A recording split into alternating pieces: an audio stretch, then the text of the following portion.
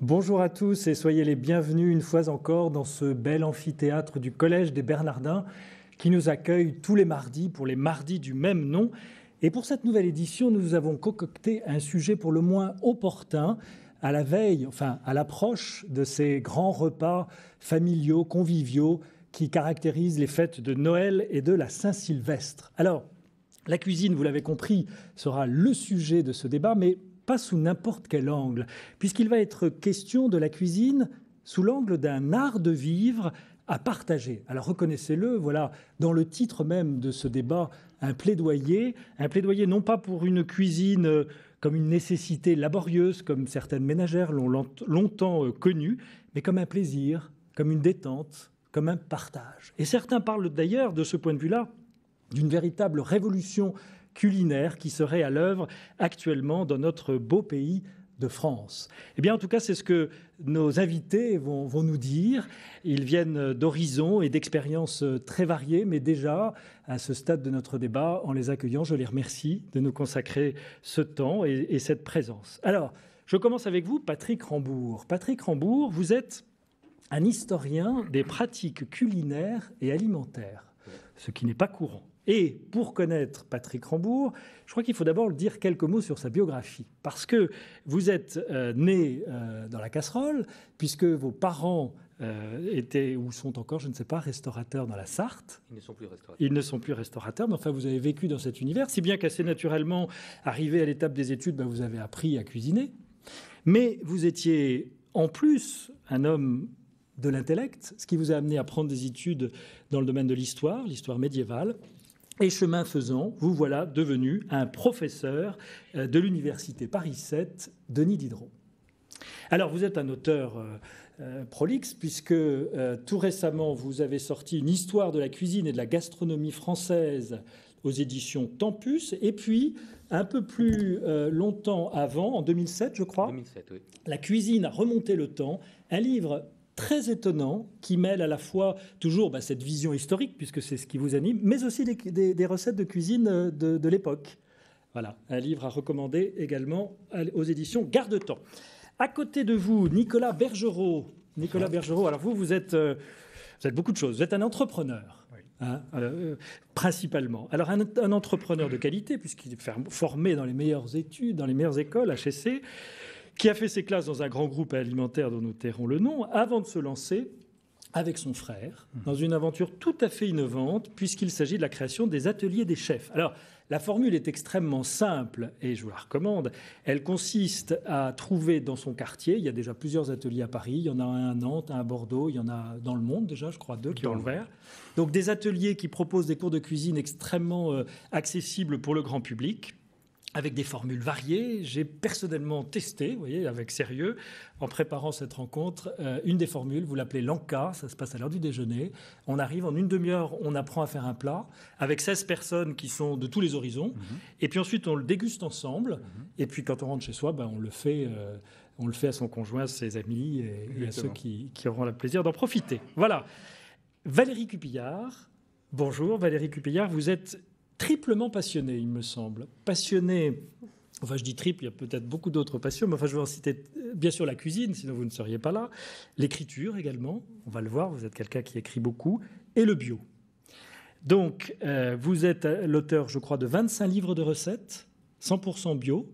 Vous êtes quelqu'un qui a des origines, qui a vécu une enfance en partie dans des îles de l'océan Indien, ce qui justifie probablement ce goût pour la couleur et les épices. On trouve ça beaucoup, c'est une ligne force de tout ce que vous faites. Alors, j'ai là quelques ouvrages. Je suis en train de me dire que j'ai oublié le livre de l'atelier des chefs, mais on en reparlera tout à l'heure.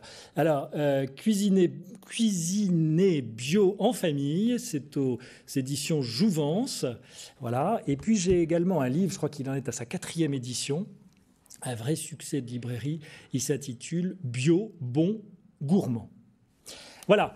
Alors, j'introduis un peu notre débat en me référant à l'actualité. Il ne nous a pas échappé ces derniers jours un événement médiatique en direct de Nairobi, l'UNESCO a déclaré que la gastronomie française, le repas gastronomique plus exactement, entrait dans le patrimoine immatériel de l'humanité, alors que dans le patrimoine matériel, il y a des lieux divers et variés, je ne sais pas pourquoi la vallée de la Loire, ça. Bon, maintenant, il y a le repas gastronomique français. C'est très sympathique, mais quand je vois que ça a pour but de protéger les cultures et traditions populaires, alors là, je m'interroge et je me dis, mais au fond, est-ce que notre gastronomie n'est pas un chef-d'œuvre en péril, menacé par je ne sais quelle turpitude contemporaine?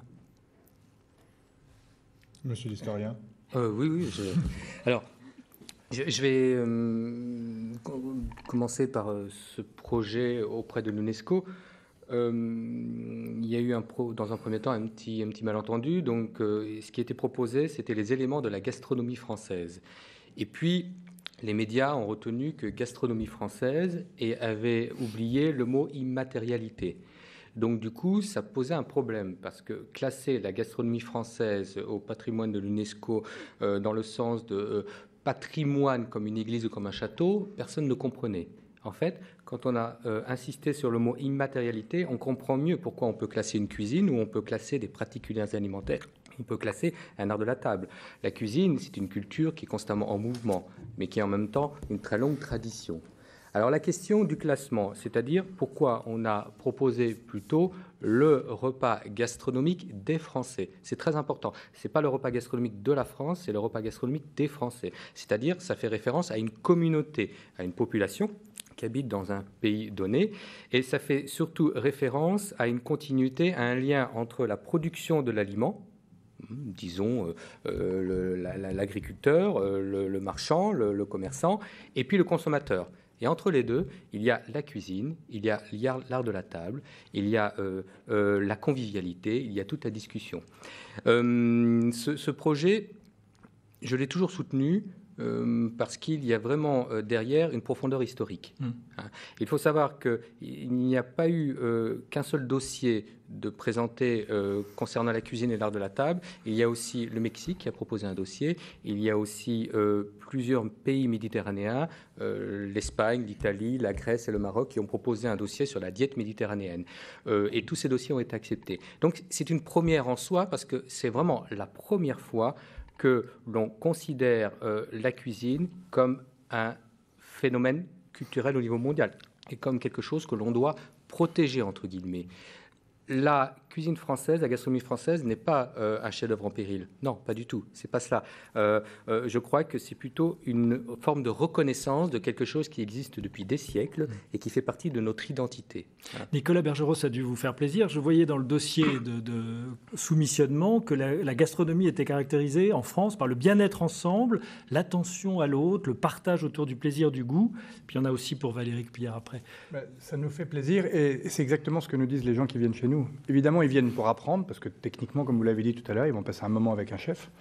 Mais au-delà de ça, ils viennent passer un bon moment entre eux dans la cuisine. Et surtout, on les voit déjà se projeter en se disant, cette recette-là, je vais la refaire pour mon chéri ou pour ma chérie, pour mes enfants, pour mes copains. Donc il y a vraiment toute cette partie de convivialité, de partage qui est très importante. Donc il y a l'apprentissage, il y a la redécouverte des ingrédients, et on en parlait avec Valérie tout à l'heure. On ne veut pas nous faire de segmentation pour dire il faut acheter ceci ou il faut acheter cela, puisque les techniques de cuisine vont être les mêmes quel que soit l'ingrédient. En revanche, il y a vraiment effectivement tout ce processus qui est de se faire plaisir en choisissant les ingrédients, de se faire plaisir en les préparant et en pensant qu'on va les partager. Et puis l'apothéose, c'est le moment où on les partage tous ensemble. Valérie, et on retrouve tous ces moments-là, effectivement. Valérie Cuillard, je disais qu'il y en avait aussi pour vous dans la dimension bio, parce qu'il est question de l'équilibre entre l'être humain et les productions de la nature. Ça vous plaît, ça? Oui, tout à fait. C'est vrai qu'en cuisine bio, ce qu'on essaye de faire, c'est de se coller le plus possible aux saisons. Donc d'avoir vraiment des recettes qui vont mettre en valeur les fruits, les légumes du moment.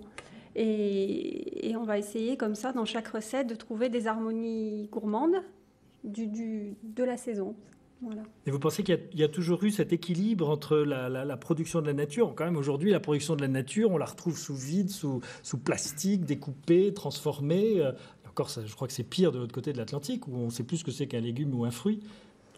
C'est là tout l'intérêt de retrouver le plaisir de cuisiner, de participer à des cours de cuisine ou de potasser des livres de cuisine, parce que justement, on se rapproche de l'ingrédient tel qu'il est au naturel, le plus possible, le moins transformé possible. Voilà, donc c'est vrai que en plus, c'est vraiment facile quand les personnes me disent « bon, je ne sais pas vraiment cuisiner, je ne sais pas associer les aliments entre eux ».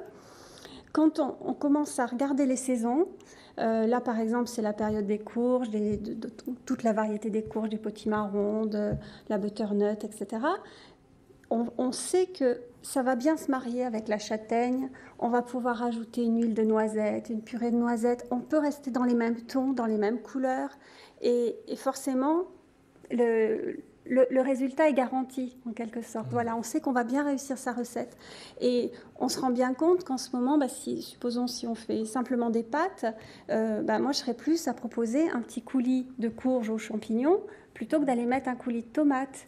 Voilà, parce que ça répond bien. Voilà. Alors, Patrick Rambourg, on l'a dit, l'histoire des pratiques culinaires et alimentaires est une science réelle, authentique, vous la représentez. Alors, dites-nous, non pas dans le détail siècle après siècle, mais quelles sont les grandes données de cette évolution de la cuisine française à travers les siècles? Quelles sont les permanences et quels sont les points forts d'évolution? Alors, ce qu'il est important de retenir déjà, c'est qu'on a la chance dans ce pays d'avoir des traités culinaires, donc des recueils de recettes, depuis la fin du Moyen-Âge jusqu'à aujourd'hui, sans rupture, à part peut-être 20 ou 30 ans au cours du XVIe siècle. Donc, ça nous permet de faire une étude sur la longue durée, de voir donc les permanences, les continuités, mais aussi les ruptures. Alors, pour aller assez rapidement, ce qu'on peut dire au niveau du goût déjà, la cuisine que l'on dit cuisine du Moyen-Âge, donc de la fin du Moyen-Âge, 14e, 15e siècle, une cuisine d'élite essentiellement, est une cuisine épicée et acide, particulièrement en France, où on appréciait ce goût acide parce que la région parisienne était une région viticole et on produisait un vin blanc très acide qu'on appelait le vin François. Donc une habitude de boire un vin acide, donc une habitude de consommer une cuisine acide. Les épices venaient de très loin. Elles venaient du monde méditerranéen et elles avaient d'abord et avant tout une représentation sociale. Ceux qui mangeaient une cuisine épicée, et ce n'était pas qu'une épice, c'était 3, 4, 5, voire 6 épices dans une même recette, c'était l'élite. On voit un changement avec la Renaissance, donc en France c'est le XVIe siècle, où on a le goût qui change. C'est-à-dire que les épices se démocratisent, donc l'acidité se démocratise, et l'élite veut se distinguer du reste de la société par un autre goût. C'est le sucre qui apparaît. Le sucre est déjà là, mais très longtemps, le sucre, on l'a utilisé comme remède, comme médicament, mais à partir de la Renaissance, le sucre devient une douceur. Et alors, on ne va pas chercher midi à 14h, c'est-à-dire qu'on diminue les épices, on diminue l'acidité, notamment en diminuant la quantité de verjus que l'on mettait dans les recettes, mais on sucre. Alors on sucre tout, on sucre le poisson, on sucre le chapon, on sucre la viande, à tel point que pendant 50 ans, c'est une cuisine hyper sucrée. Mais tellement sucré. Qu'est-ce qui est leader là-dessus? C'est la société bourgeoise ou comment est-ce que c'est évolué? C'est l'aristocratie. C'est l'aristocratie. C'est l'aristocratie qui est leader. En tout cas, dans l'histoire de la cuisine en France, c'est l'élite qui donne l'exemple, on peut dire ça comme ça, et après, le goût aristocratique, après, se descend dans le goût bourgeois, et après, ça va dans le reste de la population. Alors, donc, on sucre tout pendant 50 ans. Pourquoi? Parce qu'on veut cacher cette acidité et ce goût épicé. Mais le problème, c'est que trop sucré, ça gâche le goût de l'aliment. On ne sent plus le goût de la viande, on ne sent plus le goût du légume. Et donc, il va y avoir un discours inverse qui va se mettre en place. Ça va être ce qu'on va appeler la recherche du vrai goût des aliments. C'est des termes qui sont utilisés tels quels au XVIIe siècle. La recherche du vrai goût des aliments. On a un discours on pourrait prendre des textes du XVIIe siècle, les lire aujourd'hui à la radio ou devant une caméra télévision, on pourrait penser que c'est un texte contemporain. On nous parle d'un potage au chou qui doit avoir le goût de chou, d'un potage de carottes qui doit avoir le goût de carotte, etc. C'est du bio? C'est pratiquement du bio, oui, sauf que le bio, on n'utilise pas ce terme. Oui, bien sûr. Donc, voilà. Et donc, plus on arrive vers notre époque, plus il va y avoir une accélération de l'évolution du goût et des techniques culinaires. Et il va y avoir une véritable médiatisation de la cuisine au XVIIIe siècle avec un concept qui là aussi va réapparaître dans notre monde contemporain dans les années 70-80, c'est-à-dire la nouvelle cuisine. Au XVIIIe siècle, on parle de nouvelle cuisine. Tous les intellectuels de l'époque vont se mettre à parler de nouvelle cuisine. Tous les intellos de l'époque vont se chamailler entre ancienne cuisine et nouvelle cuisine. Et quand on regarde les recettes, quelle différence y a-t-il entre l'ancienne et la nouvelle cuisine? C'est une histoire de matière grasse, une histoire de légèreté, déjà. Mais la matière grasse et la légèreté du XVIIIe siècle n'a rien à voir avec la matière grasse et la légèreté du XXe siècle. Du point de vue culturel, il y a quelque chose, me semble-t-il, de très français, vous allez dire si c'est le cas, c'est qu'on aime passer du temps à table. Ça, c'est pas le cas partout. On aime passer du temps à table et les voyageurs et les étrangers le remarquent très très tôt. On a par exemple un ambassadeur vénitien, Jérôme Lippomano, qui est à Paris dans les années 1570 et qui remarque cette spécificité française. Alors déjà, il nous dit qu'on n'arrête pas de manger et en plus qu'on est des grands professionnels dans le rôtissage des viandes. Et il explique aussi très clairement que les Français ne parlent que de nourriture. On est quand même au XVIe siècle. Ah oui, c'est pas nouveau, ça. C'est pas nouveau. Et c'est ça qui est intéressant, parce que c'est le regard des étrangers qui est intéressant. Parce que si nous, Français, on dit cela, tout de suite, on va nous taxer, oui, mais bon, vous voulez toujours être au centre du monde, etc. Mais quand on a des témoignages comme ça de voyageurs, d'étrangers, et ce n'est pas que pour la Renaissance. On voit la même chose au XVIIe siècle. On a beaucoup de voyageurs du XVIIIe siècle, et notamment des Anglais, qui parlent de cette spécificité française et de cette culture française. Et quand il va y avoir le restaurant qui va se mettre en place à la fin du XVIIIe siècle, ça va être l'apothéose. Ouais. Paris devient la ville de la restauration. Oui, parce que les aristocrates émigrent et leurs chefs se retrouvent au chômage, et donc ils ouvrent des restaurants. Alors, c'est pas exactement ça ? C'est pas exactement ça. Ça, c'est l'histoire que l'on a prônée pendant un petit moment, mais moi, je casse ça en deux, je coupe même. C'est plus compliqué que cela, parce que c'est-à-dire que il existe, et je travaille beaucoup dessus actuellement, je vais avoir beaucoup d'articles qui vont paraître sur le sujet, il existe déjà des spécialistes du prêt-à-manger au Moyen-Âge dans la capitale française, et ces spécialistes du prêt-à-manger vont habituer les citadins à consommer des plats prêts à être mangés, en fait. C'est-à-dire qu'on a des professionnels de bouche qui cuisinent pour la population. Pourquoi ? Pour une raison toute simple, c'est que la majorité de la population de l'époque, donc des Parisiens, ne pouvaient se faire à manger ou ne pouvaient cuisiner à la maison parce qu'ils n'avaient pas de cuisine, il n'y avait pas d'espace culinaire, et parce que aussi ils avaient peur des incendies, et parce que le bois était très cher. Patrick Rambourg, il y a une chose qui m'étonne dans votre cursus. J'ai remarqué que vous aviez suivi un séminaire qui a l'air assez important historiquement de Jean-Louis Flandrin. Oui. Alors, je ne vous demande pas de nous le détailler parce qu'on n'aurait pas le temps. Mais par contre, comment se fait-il que ce monsieur Flandrin ait eu, avant la cuisine, comme sujet d'intérêt la sexualité ? Est-ce qu'il n'y a pas une passerelle entre ces deux réalités ? Alors, ça, c'est difficile d'expliquer à sa place. Et puis, il nous a quittés, donc d'expliquer à sa place pourquoi il est passé de la famille, de la sexualité à la cuisine. Mais son séminaire s'appelait Le désir et le goût. Ah oui. Donc, il y a un lien très clair entre le désir de manger, le désir amoureux ou le désir sexuel et le désir de la table. Et puis, vous avez quand même une grande littérature où on fait systématiquement le lien entre amour et nourriture. Il suffit de lire Casanova, il suffit de lire Rabelais, il suffit de lire plein d'autres auteurs, où quand on invite une dame, ou qu'on veut expliquer à cette dame qu'on est amoureux d'elle, on lui offre un bon repas, quelque part. Et puis, il y a aussi très très tôt des aliments qui sont considérés comme aphrodisiaques et qui sont un symbole. On parle des huîtres, je parle du chocolat, par exemple. On sait très bien que Louis XIV, quand il désirait une dame, il expliquait, ou il lui envoyait un serviteur, et le serviteur était chargé de dire à cette dame, le roi vous attend pour prendre une tasse de chocolat. D'accord. Valérie Cupillard, vous trouvez que c'est sensuel, la cuisine ? Oui, tout à fait. Moi, je trouve qu'il y a un travail sur les textures, sur les parfums. Je cuisine beaucoup avec les huiles essentielles et les eaux florales. Ouais. Quelque part, ça se rapproche aussi d'un univers de sensualité. Oui. Alors, on parle de ce renouveau de la cuisine. C'est vrai qu'on le lit dans les chiffres des sondages, notamment. J'en ai vu un passer d'avril 2010 sur les Français et la cuisine, alors qui révèle que 47% des sondés déclarent cuisiner plus aujourd'hui qu'il y a quelques années. Et mieux encore, 94% déclarent que préparer ses repas est source de plaisir. Décidément, tout converge vers cette réalité. Alors, vous en êtes témoin de ça d'abord, et comment vous l'expliquez ? Nicolas Bergerot. J'ai une idée, c'est que fin des années 60, les femmes se mettent à travailler.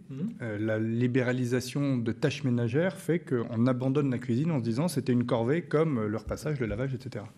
Ça dure 10 ans, 20 ans, 30 ans. On mange rien pendant cette période alors? Non, on ne mange pas rien, mais on se dit, il y a des plats surgelés, il y a le développement conjoint des congélateurs, des micro-ondes, etc. Mais j'ai des souvenirs d'enfance où dans les années 70, j'entendais, de toute façon, en l'an 2000, on mangera des petites pilules. Et en fait, pendant 30 ans, ça arrange tout le monde, sauf qu'au bout de 30 ans, on en a marre. On en a marre de manger n'importe quoi, on en a marre de manger toujours la même chose. Vous prenez des plats cuisinés, vous mangez un plat cuisiné. On ne va pas citer de marque, il n'est pas mauvais. Vous en mangez 5 de suite, vous ne vous souvenez plus ce que vous avez mangé, parce qu'ils ont tous le même goût. Il y a quand même les grands chefs qui s'en mêlent des plats cuisinés. Grand chef ou pas grand chef, il y a toujours un process industriel qui fait que la sauce va être collante et que la matière première qu'ils vont mettre dedans, de toute façon, il va falloir faire des économies, donc elle ne sera pas bonne.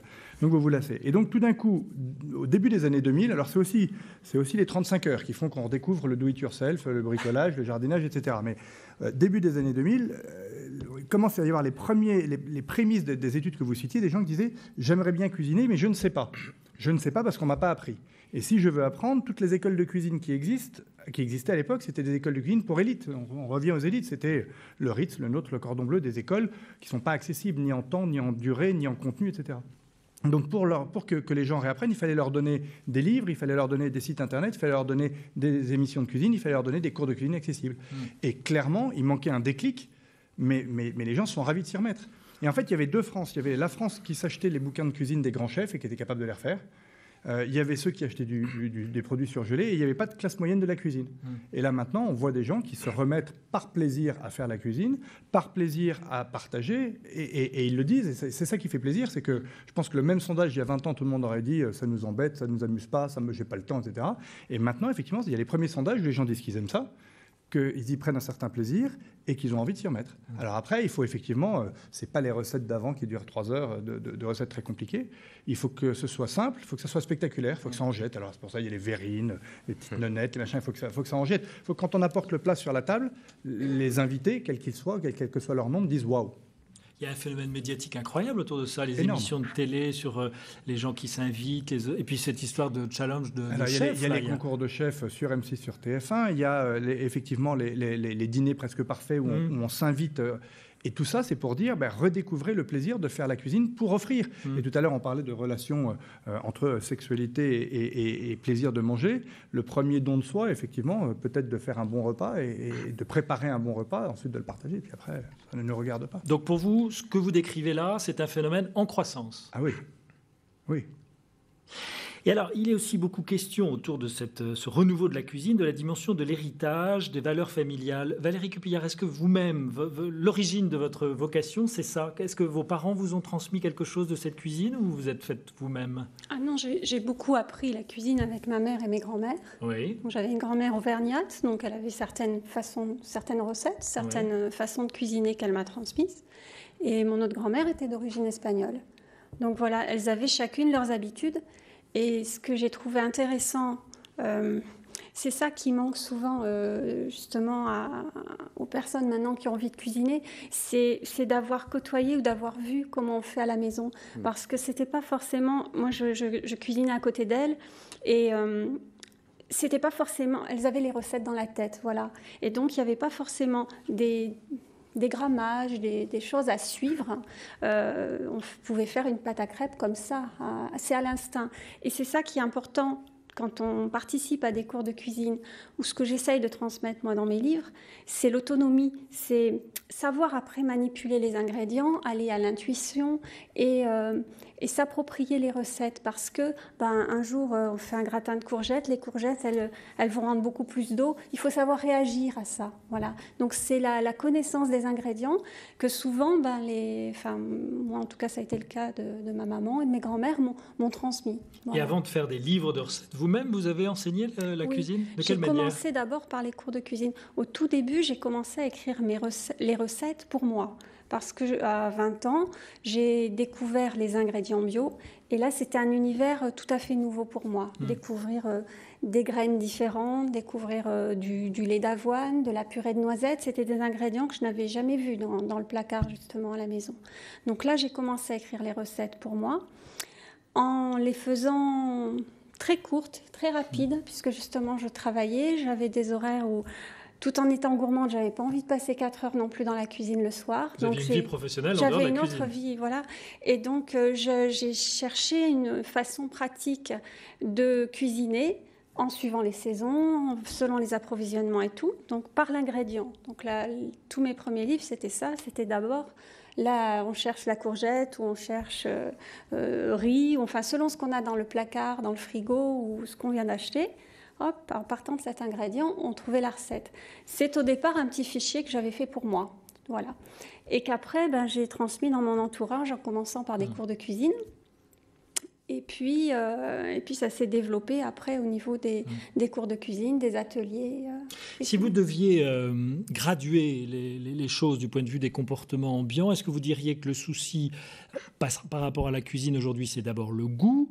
Est-ce que c'est plutôt les aliments sains? Ou alors, est-ce que c'est la dimension de la convivialité? Alors, vous allez me dire, ils sont tous dans la marmite et on touille pour donner la réalité d'aujourd'hui, mais quand même, qu'est-ce qui prime? Vous, j'ai l'impression que c'est quand même le caractère sain et diététique. C'est vrai que dans les cours de cuisine bio, les personnes qui y participent ont souvent envie, ont une prise de conscience qui a été un peu la mienne quand j'avais 20 ans, c'est-à-dire que j'avais envie de cuisiner parce que c'est vraiment ma passion, mais j'avais envie que ce soit aussi cohérent, enfin que pour la santé de la famille, que ce soit des bonnes recettes, voilà, dans tous les sens du terme. Puisque j'utilisais des ingrédients bio, j'avais en plus envie d'aller un peu plus loin au niveau de la santé. D'où après mes études et ma formation en naturopathie, en diététique, etc. Parce que c'est intéressant avec tout ce qu'on sait aujourd'hui sur la prévention, sur certains ingrédients ou épices qui font du bien pour la santé, de se dire, tiens, je vais utiliser un peu plus de curcuma ou je vais mettre de l'ail. Enfin, des fois, ce sont des gestes tout à fait... C'est banal, c'est ce que faisaient aussi nos grands-mères. Enfin, ma grand-mère faisait une soupe à l'ail. Bon, c'est parfois très simple, mais on l'oublie parfois, voilà, dans la cuisine un peu plus moderne, où on oublie certains gestes comme ça. Nicolas Bergerot, vous, alors à ce classement du top 3 motivations autour de la cuisine, vous allez nous dire que c'est la convivialité? Moi, je me dis que ça part de la convivialité. Oui. Et que néanmoins, pour faire un dîner convivial, il faut que ça soit bon. Et pour que ça soit bon, il faut qu'il y ait les bons ingrédients.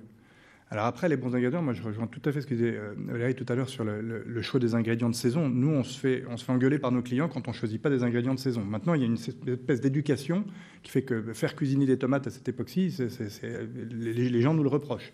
Donc, et inversement, quand on a commencé, je viendrai toujours de notre premier chef qui nous a dit on va mettre des topinambours au menu. Et le topinambour, voilà, dans l'inconscient collectif, c'est le légume qu'il faut juste oublier parce qu'il fait partie d'une époque horrible de la France. Avec les rutabagas. Avec les rutabagas. Alors le rutabaga, je ne suis pas super fan, mais le topinambour, c'est très bon. C'est très bon. C'est vraiment très bon. Ouais. Vous avez plein de recettes avec les topinambours et à chaque fois qu'on sort les topinambours, ça fait un tabac. Et d'ailleurs, les légumes oubliés ressortent en ce moment de manière... Donc, je veux dire, évidemment, les trois sont importants, mais nous, on dit toujours aux gens, imaginez dans quelle situation vous allez faire ce plat pour vous donner envie de le faire. Voilà. Patrick Rambourg, juste la visée historique sur la femme qui quitte le foyer pour aller travailler et qui laisse des plats cuisinés, c'est bon, ça rentre dans votre visée historique ou pas encore? Bon, c'est de l'histoire courte, hein, c'est de l'histoire récente. Oui, c'est de l'histoire très récente, très récente. Alors, pour expliquer un peu ce qui se passe actuellement avec la cuisine, cette très grande médiatisation de la cuisine, je suis tout à fait d'accord que l'image de la cuisine a changé. C'est vrai qu'il y avait deux mondes. Il y avait le monde professionnel de la cuisine, c'était la grande cuisine, essentiellement un monde d'hommes.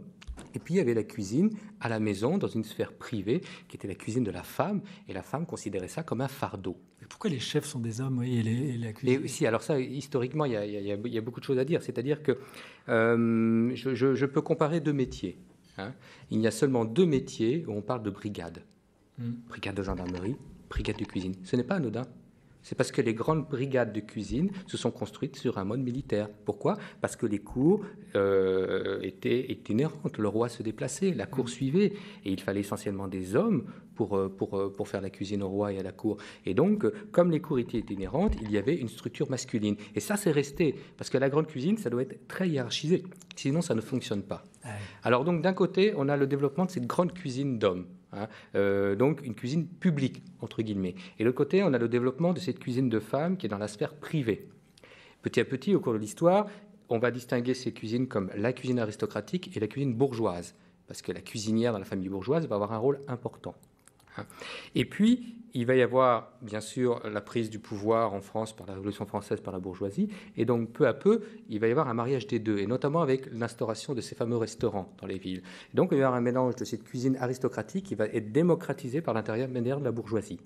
Mais la femme, à la maison, qu'elle soit bourgeoise ou qu'elle soit d'une classe beaucoup plus populaire ou qu'elle soit d'une classe aristocratique ou élitiste, la femme est là toujours un rôle très important au sein de la maison parce qu'elle est considérée comme la mère qui doit nourrir ses enfants. Donc, elle doit s'occuper de la cuisine.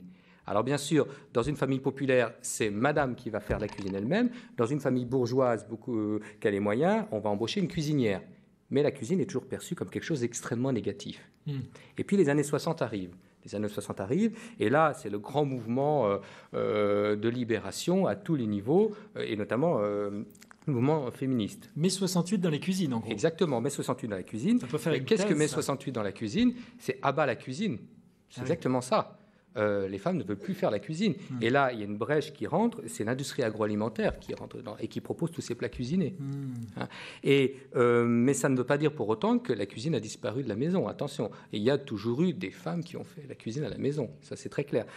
Et là, il y a peut-être un retour. Pourquoi? Parce qu'il y a quand même peut-être, entre 68, il y a quand même une bonne génération qui est passée. Et puis, l'image de la cuisine a changé. Et je suis tout à fait d'accord avec ce que vous avez dit.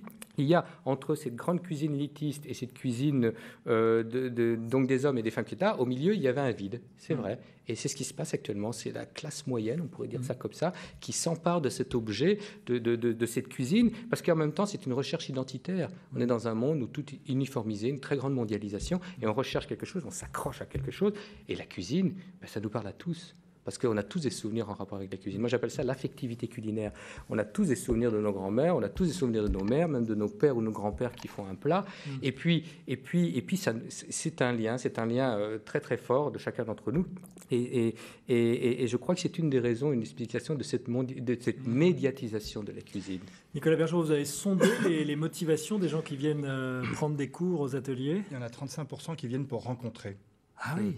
Et j'allais rebondir exactement sur ce que vous disiez. C'est fantastique de voir les conversations qui s'établissent. Vous allez dans un restaurant. Si vous êtes tout seul, vous ne parlez à personne. Si vous êtes à deux, vous parlez à deux, mais vous ne parlez jamais à vos voisins. Vous allez dans un cours de cuisine. Spontanément, les gens vont se parler. Parce qu'il y en a un qui s'est épluché l'échalote, l'autre qui s'est enlevé les barbes de la coquille Saint-Jacques. Il y en a un qui pense à la recette de son grand-père, l'autre à celle de sa grand-mère. Et donc, la conversation s'établit. Le lien social s'établit. Alors la conversation commence dans la cuisine. De temps en temps, les chefs sont obligés de dire, dis donc, il faut peut-être cuisiner sinon il n'y aura rien de prêt. Et puis après, ça continue autour de la table de salle à manger. Non, puis moi, je veux dire que c'est assez dérangeant de trouver des gens comme ça, des inconnus. D'ailleurs, je vous donne ma petite anecdote. Moi, je suis arrivé là un peu en retard et j'ai entendu une voix parmi les participants qui dit « Il est rappelé qu'il est bon de se laver les mains ». Il avait raison, ce monsieur, parce que si je commençais à cuisiner un plat qu'il m'étonne, c'est qu'on ne voulait pas demander avant de rentrer dans la cuisine. C'est une erreur, mais on corrigera. Mais voyez, non, mais bien sûr, le groupe se constitue. Le groupe se constitue. Effectivement, comme on va tous cuisiner ensemble et qu'on ne va pas faire chacun sa carotte et chacun son pavé de saumon, il faut que les mains soient propres parce qu'on ne sait pas très bien quel pavé de saumon on va récupérer. Donc effectivement, il y a de l'échange, il y a du partage. Et puis, révolution en ce moment, c'est que les hommes qui étaient les grands chefs, maintenant, s'y mettent au quotidien. Alors, ils y ont été un peu forcés, parce que là aussi, l'évolution de la société fait qu'ils se marient plus tard, qu'ils divorcent, etc., et qu'il faut bien qu'ils sachent un tout petit peu cuisiner. Mais alors maintenant, ça devient glamour, ça devient sexy, effectivement, de faire la cuisine, de savoir faire quelques recettes. Alors, il y a les poncifs de les hommes laissent les cuisines en chantier, c'est les femmes qui rangent, etc. Mais nous, on a autant d'hommes que de femmes qui viennent prendre des cours de cuisine. Des jeunes, des moins jeunes. Et donc, ce mélange de générations de gens fait qu'il y a des moments extraordinaires. Et puis après, il y a les relais livres, Internet, iPhone, etc., qui font que vous avez tous les prétextes et toutes les excuses pour vous dire que vous pouvez vous y mettre sans avoir l'air d'une ménagère. Mais est-ce que c'est pas une vision un peu trop optimiste, tout ça, cette dimension de partage et de convivialité? Est-ce qu'au fond, dans cette obsession, peut-être chez certains de la cuisine, il n'y a pas cette espèce d'égoïsme, de se repli sur soi, sur son cocon, sa cuisine, j'entends la pièce, où tout est prêt, et entre soi, on fait son Non, parce que on cuisine jamais pour soi tout seul. On cuisine toujours pour... Enfin, il y a des fous furieux de la cuisine qui vont cuisiner pour eux tout seuls, mais vous recevez toujours quelqu'un quand vous cuisinez. Et encore une fois, nous, on n'est pas des ayatollahs de la cuisine à la maison. Moi, je vais au McDo avec mes enfants et je l'assume totalement. Ah ouais. Mais il y a des jours où j'ai envie d'aller au McDo, il y a des jours où j'ai envie de faire la cuisine, et je veux trouver un McDo quand je vais aller au McDo, et je veux savoir faire la cuisine quand je fais la cuisine. Vous mettez une tranche de foie gras dans votre McDo? Non, je prends les vrais trucs, les Big Mac, là, les trucs bien dégueulasses. Et quand je sors, je dis... c'est dégueulasse. Non, mais quand je sors, je dis plus jamais ça, et puis 3 semaines après, j'ai l'appel du Big Mac et j'ai envie d'y retourner. Ouais. Non, pas de empêche pas. publicité. Valérie Cupillard, vous êtes convaincue que c'est une avancée dans ce fameux lien social, au fond, employant des grands mots, que ce renouveau de la cuisine actuellement en France? Oui, moi j'étais tout à fait d'accord. C'est vrai que ça... On cuisine forcément pour faire goûter, c'est pour partager. Donc c'est vrai que dans les cours de cuisine, il y a toujours une super ambiance parce que chacun s'échange ses expériences. Oui, on en parle beaucoup, ça crée vraiment un lien. Tout le monde innove en matière... Enfin, vous aimez bien innover, en tout cas. Moi, j'aime bien innover, mais il y en a vraiment pour tous les goûts. C'est ça qui est assez bien aussi dans la cuisine, c'est que il y a un choix infini. Il y en a qui sont plus sucrés, plus salés. Il y en a qui vont le faire plutôt prendre des cours de cuisine parce qu'ils vont être dans une recherche de santé, d'autres une recherche plutôt décorative, festive, pour inviter. Enfin, finalement, il y a plein de thèmes. Puis il y a un renouvellement permanent. Il y a un renouvellement permanent parce que la cuisine est sans limite compte tenu de tous les ingrédients qu'on a. Innover, c'est partir d'une tomate farcie, recette basique simple, et puis juste rajouter un petit jus de persil à côté, qui va faire que la recette, c'est une recette de fête et non plus une recette de tous les jours, quoi. Donc l'innovation, elle est quotidienne, et ce qui est vraiment sympa, c'est quand les gens passent ce cap, et vous disiez tout à l'heure très justement qu'il faut sentir, quand on lit dans un bouquin « réduire la sauce à consistance », pas évident. Une fois que vous avez compris ce que c'est que la consistance d'une sauce, qu'elle doit napper la cuillère, etc., après, vous progressez, puis vous allez essayer vous-même de mettre une épice, ça va marcher, une autre épice, ça va pas marcher. Et c'est ça qui est vraiment satisfaisant. La langue française n'a un seul mot pour désigner le fait de faire de la cuisine et le lieu où se fait la cuisine. Alors, je me tourne vers vous aussi, Patrick Rambourg, parce que cette pièce a drôlement évolué. Enfin, sans aller chercher très loin, si on regarde l'appartement bourgeois classique où on la mettait au bout d'un couloir de 30 mètres, et aujourd'hui on les trouve au milieu du salon, la pièce de séjour, avec une énorme hotte et la cuisine au milieu. Déjà, nous, on a une difficulté avec notre vocabulaire. On a un seul mot pour dire plusieurs choses. Cuisine, donc j'ai tendance à parler d'espace culinaire. La cuisine, c'est le lieu où l'on cuisine. La cuisine, c'est la pratique culinaire. Et longtemps, la cuisine, c'était le plat que l'on mettait sur la table, mais aussi la cuisine, c'était l'estomac. Parce qu'on a longtemps pensé que notre estomac était une sorte de cocotte minute, un faitout qui était en constante ébullition, et quand on ingurgitait, ça continuait à cuire à l'intérieur. C'est pas complètement faux, ça cuit pas, mais ça... Voilà, donc disons qu'aujourd'hui, cette définition est éloignée de notre propos. Aujourd'hui, il reste quand même que le mot cuisine signifie à la fois un lieu et une pratique. Donc souvent, ça pose problème. Alors l'espace en tant que tel, comme je l'ai précisé un peu tout à l'heure, la cuisine se réfère, comment dire, l'espace culinaire a d'abord été avant tout un lieu que l'on trouvait chez l'élite. C'est-à-dire que celui qui disposait une cuisine séparée de l'endroit où l'on mange, où l'on mangeait, faisait partie de l'aristocratie. Donc, ce qui veut dire que pendant des siècles, nous n'avons pas eu de cuisine, d'espace culinaire. Dans les campagnes, les maisons, c'était une seule pièce. On y dormait, on y mangeait, il y avait la cheminée. Dans les villes, la majorité de la population n'avait pas d'espace culinaire. Et puis, on voit quelque chose qui est en train d'évoluer. Disons, ça commence sérieusement à partir du XVIIe siècle, notamment à Paris et dans les grandes villes, où on voit un espace qui est en train de se délimiter, que l'on va appeler cuisine, en même temps que se définit un espace que l'on va appeler salle à manger. Parce que les deux évoluent en même temps. Et il va y avoir une sorte de démocratisation de la cuisine.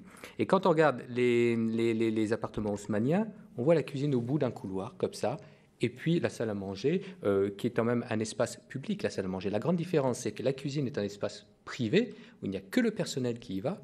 La salle à manger est la seule pièce ou une des pièces que l'on ouvre à des personnes extérieures, à des éléments extérieurs. La salle à manger a le rôle de faire le lien entre l'espace privé et l'espace public. Quand on a des invités, c'est des gens extérieurs qui viennent dans votre appartement. Bon, mais dans les appartements haussmanniens, pourquoi la cuisine est si éloignée? Parce qu'elle était considérée comme quelque chose qu'il ne fallait pas trop montrer. Il y a des odeurs. Et il y avait des odeurs. Et puis parce que le personnel était au fond et la famille était devant. Ça a évolué. Mais ça correspond totalement à l'évolution de la cuisine et la perception que l'on a de la cuisine, c'est-à-dire de la pratique culinaire. Plus la pratique culinaire et plus la cuisine devient quelque chose, entre guillemets de fun, on pourrait dire comme ça, plus la cuisine s'ouvre et plus la cuisine intègre l'espace et l'appartement. Donc aujourd'hui, on a des cuisines ouvertes. Pourquoi on a des cuisines ouvertes?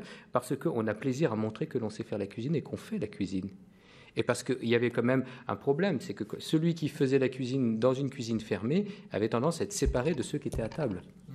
Et ça posait un problème. Alors on passait son temps à faire la cuisine, mais on n'arrivait pas à discuter avec les convives à qui on faisait la cuisine. Donc la cuisine ouverte a cet avantage. Donc c'est toujours ce lien que l'on retrouve, et c'est aussi montrer sa créativité. Je crois qu'on a parlé d'innovation, mais ce qui est très important, et pourquoi la cuisine est à ce point à la mode actuellement, c'est que, outre qu'on que chacun y trouve une forme de créativité, chacun utilise ses mains pour toucher une texture qu'on n'a plus l'habitude de toucher quand on travaille dans un bureau, par exemple. Donc c'est cette idée-là. Surtout, la cuisine est révélatrice d'un désir de vouloir faire quelque chose pour les autres. Et ça, c'est très important. Et ça, elle paraît beaucoup, et c'est quelque chose qui est accessible. Vous ne pouvez pas dire à quelqu'un du jour au lendemain de se mettre à faire de la peinture ou à jouer un morceau de Mozart. La cuisine, tout le monde pense qu'on peut y accéder facilement. Mais attention, c'est souvent un danger, parce que la cuisine, c'est quelque chose de très compliqué aussi. Faire quelque chose pour les autres, ça a des consonances bien chrétiennes. Comment est-on marqué, comment êtes-vous marqué par cette culture judéo-chrétienne dans laquelle vous vivez, je pense, encore aujourd'hui, dont nous sommes tous, d'une certaine manière, imprégnés? Est-ce que cette religion dans laquelle le repas tient une telle importance, c'est quelque chose qui nous marque, au fond?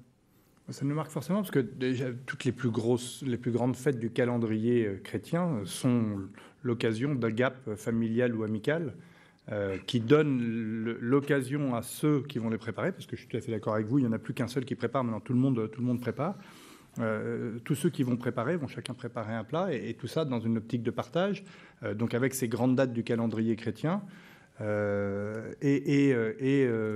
cette envie justement de partager, de donner, de prêter attention. Alors qu'avant, celui qui faisait la cuisine était le mal-aimé. Maintenant, le fait de cuisiner montre que je porte attention. Donc on est vraiment dans des valeurs d'amour et de partage assez universelles, on va dire. Valérie Cupillard, vous êtes d'accord avec ça? Oui, tout à fait. Notamment, par exemple, sur le sujet des fêtes. J'avais écrit un livre, justement, qui suivait toutes les fêtes tout au long de l'année. Et avec des suggestions, justement, de faire soi-même pour offrir des choses. Que ce soit des petits pots de confiture, des petites préparations, des petits assaisonnements. Voilà, des cadeaux qui, en fait, ne sont pas forcément des choses que l'on achète comme ça, mais où on passe un petit peu de temps pour transmettre, je sais pas, de l'amour et aux personnes que l'on a envie de... Et c'est vrai que les fêtes religieuses sont liées à certains plats. Enfin, je pense bien sûr à la galette. Oui. Qu'est-ce qu'on mange comme galette au mois de janvier? Mais il n'y a pas que ça, non? Il y a d'autres. Le chocolat de Pâques, l'agneau pascal, évidemment toutes les recettes de Noël. Je pense qu'effectivement, si vous en aviez fait un bouquin, il devait y avoir toutes ces recettes, mais c'est très très lié. Un Dieu qui se donne à manger. Patrick Rambourg. En tout cas, la tradition judéo-chrétienne et le christianisme a beaucoup marqué la cuisine, et notamment en France. Quand on regarde les traités culinaires donc du Moyen-Âge jusqu'au XIXe siècle, les livres de cuisine sont séparés en deux parties. Il y a d'un côté ce qu'on appelle les jours maigres, les jours à poisson, et de l'autre côté ce qu'on appelle les jours gras, donc les jours à viande. Et ça va perdurer pendant des siècles quand même.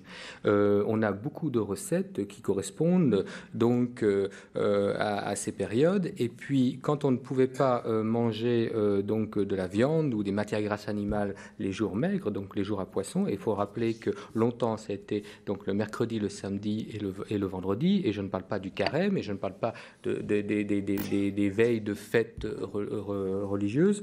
Ce qui est très intéressant, c'est que les cuisiniers avaient une très grande créativité pour arriver à reproduire, par exemple, du moins au niveau du visuel, pas toujours au niveau du goût, mais des produits qu'on ne pouvait pas consommer ces jours maigres. Par exemple, le veau que l'on ne pouvait pas manger un jour à poisson, on faisait en sorte de faire une sorte de rôti de thon. Parce que le thon a la même couleur un peu que le veau. Voilà.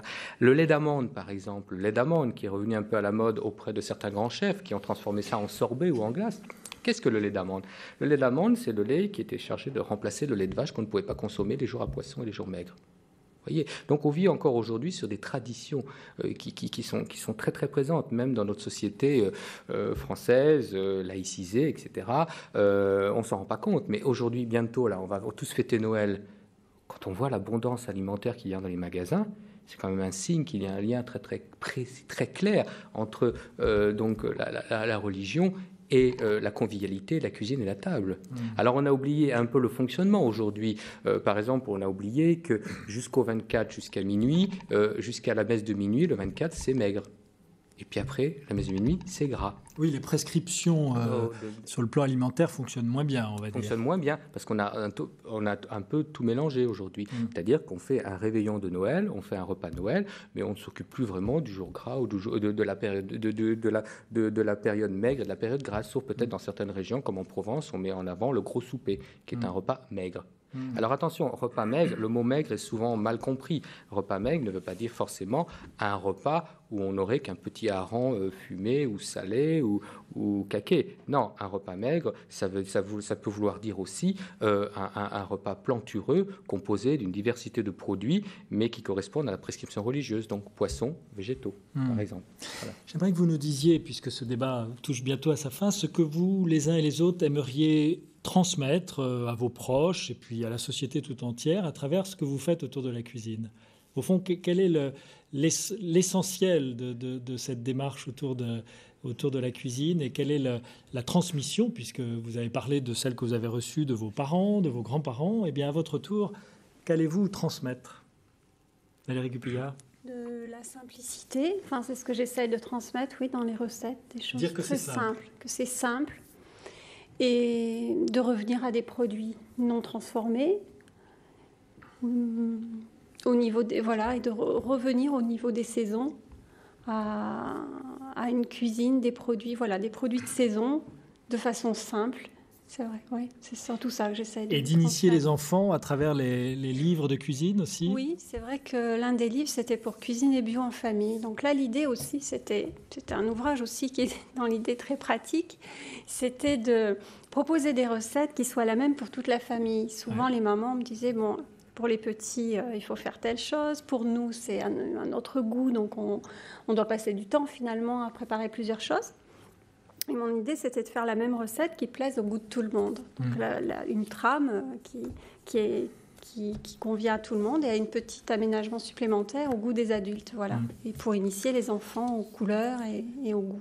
Nicolas Bergerot, alors en même temps que vous allez nous répondre, je vous laisse encore quelques secondes pour réfléchir à votre réponse. J'évoque bien évidemment, je répare l'erreur, le cours de cuisine, l'atelier des chefs, un cours de cuisine, alors absolument didactique, simplissime. C'est-à-dire que ce que j'ai trouvé intéressant, c'est que il n'y a pas de démonstration idiote. C'est-à-dire que la mayonnaise, on a le droit d'apprendre la mayonnaise en lisant votre livre. Je vous en remercie, monsieur, parce que c'est trop souvent une chose acquise dans les livres que nous ouvrons. Alors, la transmission. Moi, je trouve que le paradoxe de la cuisine, c'est que c'est à la fois une obligation. Il faut se nourrir 3 fois par jour pour survivre. Et on est en train de retransformer ça en plaisir, parce que ça l'a été, on le retransforme en plaisir. Donc moi, ce que j'ai simplement envie de dire aux gens, et c'est ce qu'on essaye de leur montrer au quotidien, c'est que au lieu de considérer que chaque repas est une corvée qui va me prendre du temps, qui va me salir, qui va me je sais pas quoi ma cuisine, essayez de transformer ça avec quelques gestes simples. Et évidemment, la simplicité, hein, ça n'a pas besoin de durer longtemps. Essayez d'imaginer tout le plaisir que vous allez donner en en offrant ce plat et le plaisir que vous allez récupérer en plus en le partageant avec les autres. Transformer la contrainte triplement quotidienne des repas en un plaisir triplement quotidien. On ne va pas se faire plaisir 3 fois par jour en mais si, la cuisine. Quand même. Si, petit déjeuner, déjeuner, dîner. Mais non, c'est 3 plaisirs complètement différents. Il y a quand on est fatigué. Mais même quand on est fatigué, on peut se faire des coquillettes au beurre et avec il n'y en a pas besoin d'avaler.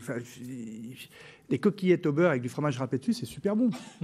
Et c'est de toute façon meilleur qu'un plat cuisiné. Quoi. Non, mais donc, je vous crois quand je vous entends parler de cuisine. Il n'y a pas besoin de se compliquer la vie. Et vraiment, c'est facile à dire. C'est vrai que 3 fois par jour, ça revient quand même souvent. Mais quand même, si à chaque fois on se dit, tiens, plutôt que de me dire, ça m'embête de faire la cuisine, je vais me faire plaisir en faisant une petite recette, un petit truc qui va faire que ça va être un peu différent, je pense qu'on change la vie. Je vais demander pardon à ma mère, mais c'est vrai que toute mon enfance, je l'ai entendu dire à la fin des repas et dire qu'il faut recommencer tout à l'heure. Moi, la mienne n'a jamais dit ça, elle m'a appris plein de belles recettes. C'est pour ça que vous faites de la cuisine. Patrick Rambourg. Alors, bon, moi, tout mon travail, par mon travail, je veux surtout montrer que la cuisine est au cœur de l'humanité et au cœur de la société humaine. Et ça, on l'a oublié pendant très très longtemps, pendant des siècles, on n'a pas travaillé sur ce sujet. Mais il faut savoir que nous sommes les seuls quand même à faire la cuisine. Je veux dire, par rapport aux autres êtres vivants sur Terre, qu'est-ce qui fait que l'homme décide de faire la cuisine? C'est ce petit truc en plus qui fait qu'on est humain en cuisant un aliment, en créant des recettes et en mangeant ou en dégustant ces recettes avec d'autres personnes. Donc il y a à la fois la transformation de l'aliment en plat, en mets, mais aussi il y a toute la convivialité qui est derrière. Mon travail, par mon travail, je veux surtout montrer qu'il y a vraiment une historicité derrière, que la cuisine n'est pas arrivée comme ça du jour au lendemain, que pratiquement depuis que l'homme a su domestiquer le feu, la cuisine est là. Et la cuisine a contribué à l'évolution de l'humanité, à l'évolution de l'espèce humaine. Peut-être que si on est encore là aujourd'hui, c'est parce que l'on sait cuisiner et l'on fait de la cuisine. Vous restez un amateur des fourneaux, vous n'êtes pas seulement un historien. Oui, je reste un amateur des fourneaux et j'aime de faire la cuisine donc à mes amis, à ma famille, mais aussi essayer des cuisines historiques pour arriver à comprendre ou à confirmer l'idée d'un goût quand je lis une recette du Moyen-Âge, par exemple, ou de la Renaissance.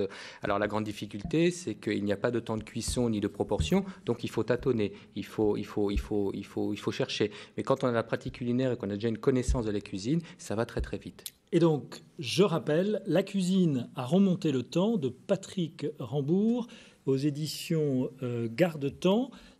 Donc le livre qui associe ce que vous venez d'évoquer, l'histoire et les recettes, et enfin Histoire de la cuisine et de la gastronomie française aux éditions Tempus. Ainsi se termine notre émission. À vos fourneaux et surtout à la semaine prochaine pour, après la cuisine, chemin de conversion, ce sera l'art, chemin de conversion. Au revoir.